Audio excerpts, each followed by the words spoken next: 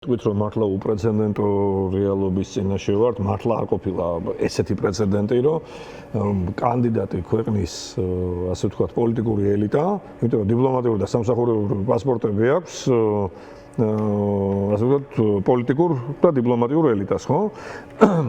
აი ამ კანდიდატი ქვეყნის აი ესე უმაღლეს თანამდებობის პირებისთვის შეზღუდვის შემოღება ასეთი რაღაცა მართლა არ ყოფილა ევროკავშირის ისტორიაში.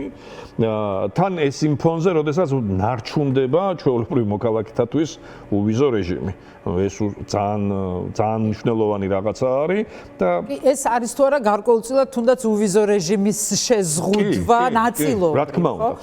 ამიტომ ეს უპირველეს ყოვლისა არის ძალიან მძლავრი პოლიტიკური სიგნალი და ის რომ ამას კიდევ მოყვება სხვა ნაბიჯებიც, იმიტომ რომ ეს არ არის უბრალოდ რომ გადაადგილება ეზღუდება.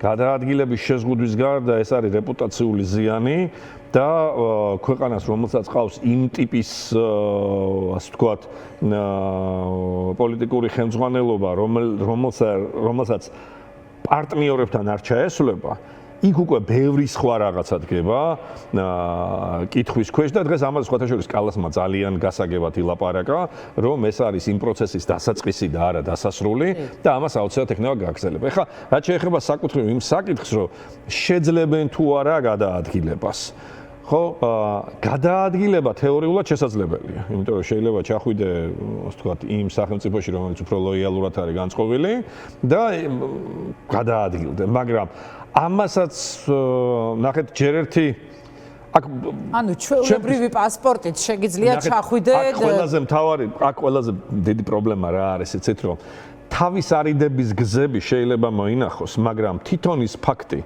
რომ მაგალითად იქნება ეს პრემიერი, იქნება ეს პარლამენტის თავმჯდომარე, მინისტრი თუ ვიღაცა რომ მას რო შემოვლითი გზებით უწევს სადღაცას წასვლა, ეს უკვე ძალიან ბევრი რაღაცა.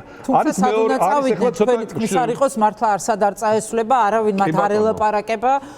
არის კიდე შემდგომი ნაბიჯი, რომელიც დღეს არ გახმაურებულა, მაგრამ თუ ასე გაგრძელდა, ალბათ იქამდეც მივალთ.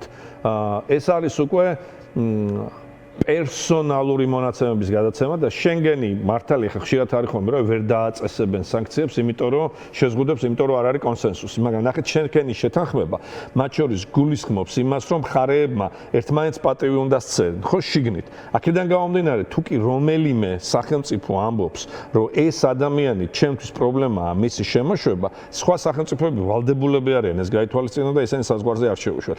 ანუ ეს შეიძლება კიდევ უფრო მეტად დამძიმდეს და მივიდათ იმ რეალობამდე, როდესაც ამ ადამიანს მართლა გადაადგილება არ შეეძლო. კი ბატონო, მოდი გია ჯაფარიძეს ვკითხავ ახლა. მოდი თქვენს აგვიხსენით, რა ტიპის სანქციებია ეს და დაეხმარება თუ არა ის საზოგადოებას, რომ ივანიშვილის რეჟიმი